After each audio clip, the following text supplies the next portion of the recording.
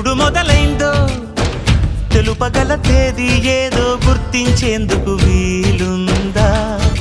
ప్రణయం ఎవరి హృదయంలో ఎప్పుడు ఉదయిస్తుందో గమనించే సమయం ఉంటుందా?